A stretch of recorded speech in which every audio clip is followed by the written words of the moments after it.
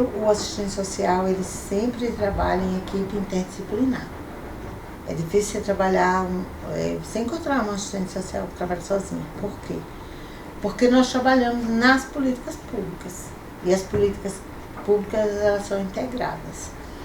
Então, cabe ao assistente social, primeiro, garantir o acesso aos serviços. Você só acessa o serviço se você tiver informação sobre o serviço. Em segundo lugar, para ter o acesso, você tem prerrogativas, que a gente pode não imaginar, mas o número de pessoas que não tem sequer uma carteira de identidade é enorme. E já pessoas assim, de segunda, terceira geração, que não têm carteira de identidade. Mas por quê? Porque tem um desconhecimento do pai, não quer fazer a carteira sozinha, com a mãe sozinha. Se perdeu nos documentos, nas diversas tragédias pelas quais passaram na vida. E também, assim, essas pessoas não existem, são invisíveis. A gente imagina que todo mundo existe, mas ela só existe se ela tiver um documento.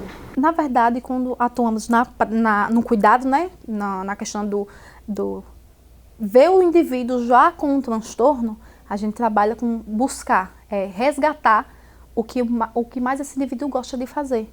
Então, a área da educação física entra dentro disso, do contexto do prazer, de ver que a vida tem significado. Então, junto com esse indivíduo, vamos buscar que ele entenda que a vida dele tem valor e ele consegue. Então, caminhamos juntos nesse processo, no cuidado dentro de atividades físicas, esporte, lazer, e muitas vezes vem essa questão, como eu falei, da promoção. Quando o indivíduo já está, né, com o transtorno mental, acaba que ele vai precisar de um cuidado físico também. De que forma? Devido a muitas medicações, o músculo vai atrofiando. E muitos perdem alguns movimentos. Você vê que tem pessoas que, devido a tanta medicação, começam a atrofiar o músculo, começam a perder os movimentos básicos. Então, trabalhamos também com esse cuidado mais voltado para a parte muscular deles. Vai depender de cada caso, que seja acompanhado ou que seja dentro dessa normalidade. Porque a medicação tanto nos ajuda a poder se centrar e tudo, mas tem os efeitos colaterais. Então, a parte da educação física também visa muito essa parte, de cuidar dos efeitos que é necessário para cada indivíduo. O psicólogo, a psicóloga, né, como eu falei anteriormente, é para qualquer pessoa, né? Não necessariamente precisa estar com aquela crise clássica que a gente imagina, né, de um surto psicótico. E ele tem o papel de, junto com aquela pessoa, encontrar caminhos, encontrar estratégias para que ela possa lidar com aquilo que causa angústia, com aquilo que dispara gatilhos de ansiedade, gatilhos de tristeza profunda. Então, é muito em uma perspectiva de caminhar junto para orientar, né, e encontrar caminhos possíveis para enfrentar as dores, do que trazer resoluções, né?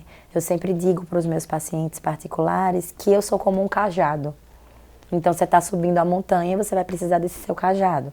Se você botar um passo à frente, o cajado vai. Se você botar um passo atrás, o cajado também vai. Então, metaforicamente, né, fazendo essa analogia, somos esse cajado, né? Então, a gente precisa também que essa pessoa deseje essa mudança, deseje ter um processo de autoconhecimento, reconhecer quais são as minhas fraquezas, quais são as minhas fragilidades, para que eu possa controlá-las. E que não seja o contrário, né? Não que elas me controlem. E aí, mais uma vez, a vida não é linear. Então, a gente pode ter quedas, podemos ter capturas, né? E tá tudo bem também. Mas aí é que tá a grande diferença. Uma coisa é eu ter quedas e capturas e não conhecer o caminho. Outra coisa é eu conhecer esse caminho, saber quais são as minhas fraquezas, as minhas sombras e identificar, eita, escorreguei aqui, tive uma queda, mas deixa eu ressignificar, né? Deixa eu levantar e seguir. Então, essa é a grande diferença. Então, esse sofrimento mental, emocional, né, precisa ser cuidado, precisa ser visto, senão a pessoa realmente vai perdendo cada vez mais o controle, né? E isso traz muitos prejuízos, esse tipo de sofrimento, traz desemprego, traz afastamento de trabalho, traz quebra de relacionamentos, né? E eu penso que o psiquiatra seja o profissional que vai orientar o tratamento. Ele vai dar o diagnóstico e com o diagnóstico ele vai poder desenhar o tratamento, certo? E dentro do tratamento mental existe o tratamento psicológico, né? Que é o que a gente chama de psicoterapia, que pode ser exercida por psicólogos e psiquiatras também. Na nossa formação de psiquiatria a gente também tem treinamento de psicoterapia, né? Então a psicoterapia é um tipo de tratamento do sofrimento mental, juntamente com a medicação. E quando os dois estão juntos, é bem melhor. Eu acho que a sociedade tende a normalizar, né? Normatizar, criar regras, padrões de comportamentos.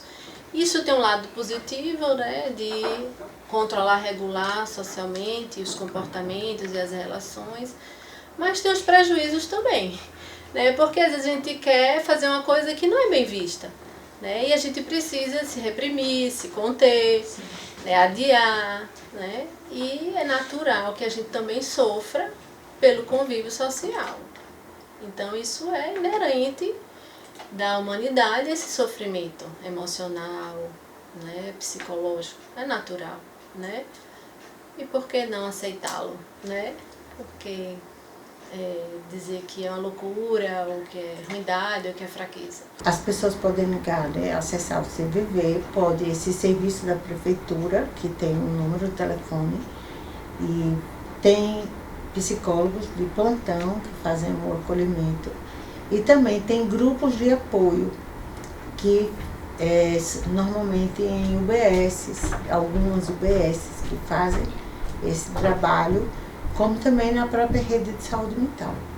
O CAPS, o ambulatório, que dá esse suporte. Não é suficiente. A demanda por serviços na área de saúde mental é muito maior do que a oferta. Precisamos trabalhar essa rede, melhorar, né? Outra questão também é que tem um núcleo na prefeitura, que é o NUPEVA, que ele faz o encaminhamento dos casos de suicídio, de tentativas de suicídio para os CAPs. Aí o CAPs ou o UBS faz uma busca ativa desses casos e convida para que participe, porque você não pode forçar ninguém a participar de um serviço.